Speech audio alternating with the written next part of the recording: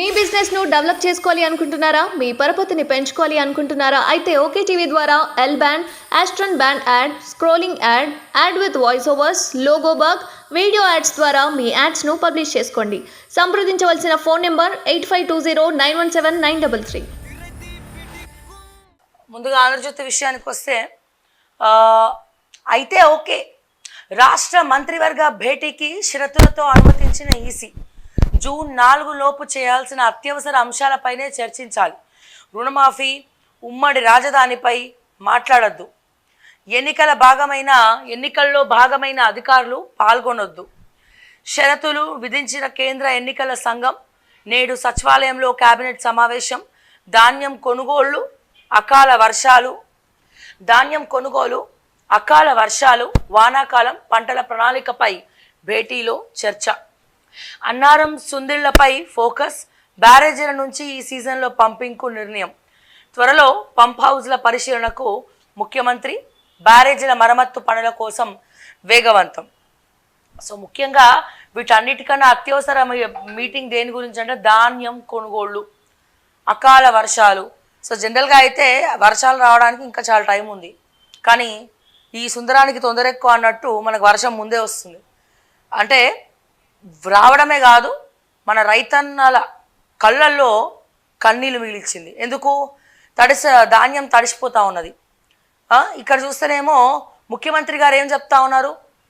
Paper స్టేట్మెంట్లలో మాత్రం, వీడియోలలో మాత్రం, ప్రెస్ మీట్లలో మాత్రం ఎస్ ఎవరు కూడా బాధపడకండి, మీకు మేము ఉన్నాం, ధాన్యం కొనుగోలు చేస్తాం, మేము ఏదైతే తడిసిన మామూలు ధాన్యం ఎట్లయితే కొనుగోలు చేస్తామో తడిసిన ధాన్యం కూడా అదే రేటుకి కట్టి కొనుగోలు చేస్తామంటారు. కానీ తీరా కలెక్టర్ ఆఫీసులు ఇక్కడ పోయి చూస్తే అట్లా ఎవడు కొంటలేడు. సరే పోయి వీళ్ళు ఏం చేస్తున్నారు? ధర్నాలు చేస్తూ ఉన్నారు కలెక్టర్ ఆఫీసుల దగ్గర, లేకపోతే ఇంకొన్ని ఏరియాలలో రోడ్డు మీద, నేషనల్ హైవేస్ మీద రైతులు ధర్నాలు చేస్తూ ఉన్నారు. అంటే నేను అడుగుతున్నా, ఇంకెన్ని రోజులు రైతులు ఇబ్బందులు పడాలి, ప్రతి విషయంలో ఇబ్బంది పడాలి? గత ప్రభుత్వంలో ఈ భద్రాచల ప్రాంతాలు లాంటివి ఎన్నో మునిగిపోయినప్పుడు అండ్ అట్లనే ఏరియల్ సర్వే గత ప్రభుత్వ ముఖ్యమంత్రి మన మాజీ ముఖ్యమంత్రి కేసీఆర్ చేసినప్పుడు అక్కడ కూడా అంతే, ఎకరంకి 10,000 ఇస్తామని చెప్పి వీరతిలకాలు దిద్దించుకొని మాట ఇచ్చొచ్చిండు. అట్లా హెలికాప్టర్ ఎక్కి వెళ్ళిండో లేదో టాటా బాయ్ బాయ్ చెప్పి ఇమీడియట్గా తక్షణమే ఇచ్చినామన్నారు, బడ్జెట్లో చూపించారు ఇచ్చినట్టు. కానీ అక్కడ పోయి మైకు పెడితే ఆ పెద్దమ్మ నీకు వచ్చిందా అనే, నీకు ఎకరంకి 10,000 అంటే ఏడొచ్చినాయి బిడ్డ రాలేదంటది. అంటే గత ప్రభుత్వం, ఈ ప్రభుత్వం, ఏ ప్రభుత్వం అయినా ఎందుకు మాటల వరకే ఎందుకు పరిమితం అవుతా ఉన్నారు? వర్షాలు ఎలక్షన్ మధ్యలో వర్షాలు, లోక్సభ ముందు పడ్డది, ఒక 2 రోజులు ముందు పడ్డది, మళ్ళీ మధ్యలో ఒక రోజు పడ్డది. పడిన 1 రోజు 2 రోజులు వర్షాలకే రైతుల ధాన్యం తడిసిపోయి పంట అంతా కూడా కొంతమంది ఘోరం, పంట కూడా నాశనం అయిపోయాయి.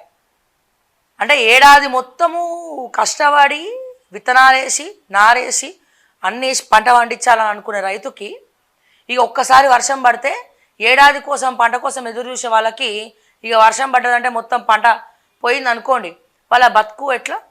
ఇవన్నీ కూడా ఆలోచించాలి. కానీ ఏ ప్రభుత్వం వచ్చినా రైతుల నోట్లో మట్టే కొడుతుంది. ఆఖరికి మనం కూడా పట్టించుకోం, రైతుల్ని మనం కూడా పట్టించుకోం. ఇంకోరో పెడతారు ఇక కమెంట్లు, ఇక జాల్తీ నువ్వు మాట్లాడినవుతాయి అంటే మరి వాళ్ళ గురించి నువ్వు మాట్లాడి అట్లీస్ట్ అది కూడా మాట్లాడతలేరు కదా అని చెప్పి నేను అడుగుతా ఉన్నాను. సో ఇప్పుడు ఈ క్యాబినెట్లో ఎటకేలకు ధాన్యం కొనుగోలు గురించి క్యాబినెట్ మీటింగ్ పెడుతున్నారు. మీటింగ్ అయిపోయిన తర్వాత దయచేసి నేను చెప్తా ఉన్నా, మీరు కూడా మాటల వరకే పరిమితం కాకండి. ఇన్ని రోజులు అడ్మినిస్ట్రేషన్ ఎట్లా చేసిరా, ఏం చేసిరా, అడ్డిమే గుడ్డి చేసిరా, గుడ్డిమే అడ్డి చేసిరా, ఎట్లా చేసిరా అని పక్కన పెడితే దయచేసి మాటల వరకే పరిమితం కాకండి, చేతలలో చూపియండి. ఇది సమయం అనుకోండి, చేతలలో చూపియండి. అండ్ ఇంకా ఏంటంటే మళ్ళా ఏమైనా అవుతుందా జూన్ 4 తర్వాత కావచ్చు, లేకపోతే ఇంకేదైనా కావచ్చు, ఈ సర్పంచ్ ఎలక్షన్స్ విషయంలో హడావుడి పడుతురు. ఎందుకు? ఎలక్షన్స్లో పబ్బం గడిపించుకోనికి ఎలక్షన్ కోడ్ ఉంటే ఏం లే, ప్రజలకు ఎట్లా చెప్పాలి? ఇప్పుడు ఎలక్షన్స్ ఉన్నాయి, లోకల్ బాడీ ఎలక్షన్స్ ఉన్నాయి, ఎమ్మెల్సీ పట్టభద్రుల ఎలక్షన్స్ ఉన్నాయి. సో ఇవన్నీ ఉన్నాయి కాబట్టి ఇక ఇప్పుడు ఏం చేయడానికి లేదు, ఇప్పుడు ఏమి ఎలక్షన్ కోడ్లో ఏం చేయడానికి లేదని చెప్పి ఇక రింగులు ఆ రింగ్ రోడ్ చుట్టూ కన్ఫ్యూజ్ అయి తిరిగినట్టు ఉంటుంది మన పరిస్థితి. ఇక వాళ్ళు చెప్పేది కూడా గట్లనే, గూగుల్ లొకేషన్ అలా చూపిస్తుంది, పోయి చక్కగా అర్థం కాకపోతే రింగులు తిరగాల్సి వస్తుంది, రింగ రోజు ఆడుకోవాల్సి వస్తుంది. సో ఏమైనా అడిగితే ఎలక్షన్ కోడ్ మేము చేయలేము ఇప్పుడు ఇంకేదైనా అడిగితే ఎలక్షన్ కోడ్ మేము చేయలేము ఇప్పుడు. ఇది ఒక పరిస్థితి. అంటే ఏ రకంగా మనము లైక్ అంటే ఏం చేయలేని పరిస్థితి. ఇక్కడ చూస్తే ఖజానాలో పైసలు లేవు. ఇప్పుడు ఏం చేయాలన్నా ఈ 6 గ్యారెంటీలు ఏం చేయాలన్నా నిలువ నీడికే దిక్కులేదురా నాయన అంటే తులం బంగారం ఏమైందని అడుగుతున్నారు. అక్కడేమో పైసలు లేవు. ఇక తులం ఒక్కొక్కరికి తులం బంగారం ఇవ్వాలంటే ఎంత అవుతుందండి? ఇప్పుడు ఈ రైతు రుణమాఫీ చేయనీకే దాదాపు 3,000 కోట్లు అయితే 30,000 కోట్లేమో కాలో గడమో పట్టుకొని అయ్యా ప్లీజ్ అయ్యా అప్పు ఇవ్వండి అంటే మళ్ళీ అప్పు తెచ్చి నడిపిస్తుడే తప్ప ఎట్లా జరుగుతుంది ఇదంతా? ఏం జరుగుతుంది అనేది మనం ఆలోచించాలి. పైసలు ఎడికెళ్ళి తెస్తున్నారు అనేది కూడా ఒక్కసారి ఆలోచించాలి. తలుచుకుంటేనే భయం అవుతా ఉంది. అక్కడ ఉచితాలు, ఇక్కడేమో మళ్ళీ ఇంకా పెద్ద బ్రేకింగ్ న్యూస్ ఏంటంటే కోర్టులో పోయి ఉచిత బస్సు మీద కేసు వేసారు. మంచి పని చేసారు. ఇప్పుడు ఏమైంది? ఆ ఉచిత బస్సు నడపద్దు అనే ఆర్డర్ కోర్టు ఇచ్చింది అనుకో, ఈ ఉచిత బస్సు పథకం ఆగిపోతుంది. మహిళలకు ఉచిత బస్సు ఫ్రీ అనేది ఆగిపోయే పరిస్థితి వచ్చినా ఆశ్చర్యపోకర్లేదు. అసలు ఏం జరుగుతుంది తెలంగాణలో అంటే ఎవరేం చెప్పలేదు పరిస్థితి. మొన్నటిదాకా ఒక మంత్రి ఏమో ఇంతమంది ఎమ్మెల్యేలతో కేరళ పోయే, ఇంకొంతమంది ఏమో దుబాయ్లో చక్కర్లు కొట్టే, ఇంకొంతమంది ఏమో అమెరికాలు పోయి. అసలు ఏం జరుగుతోంది తెలంగాణలో అంటే ఏం చెప్పలేని పరిస్థితి. జూన్ 4 తర్వాత రాజకీయ కోణాలన్నీ కూడా మారిపోయే అవకాశం ఉన్నది. ఇప్పుడు నేను ఒక ఎగ్జాంపుల్ చెప్తా. ఇప్పుడు ఫర్ ఎగ్జాంపుల్ ఈ రాష్ట్రంలో కాంగ్రెస్ ఉందండి. ఇప్పుడు దేశంలో కేంద్రంలో మళ్ళా 3వ సారి బీజేపీ వస్తుంది అనుకోండి. వస్తుందని చాలామంది అంటున్నారు, కానీ వస్తుంది అనుకోండి. మరి ఇప్పుడు ఇక్కడ నిధులు ఎట్లా తేవాలి? మళ్ళీ అప్పులు అడగాలంటే కేంద్ర ప్రభుత్వం అడగాలి. అదేమో బీజేపీ, ఇదేమో కాంగ్రెస్.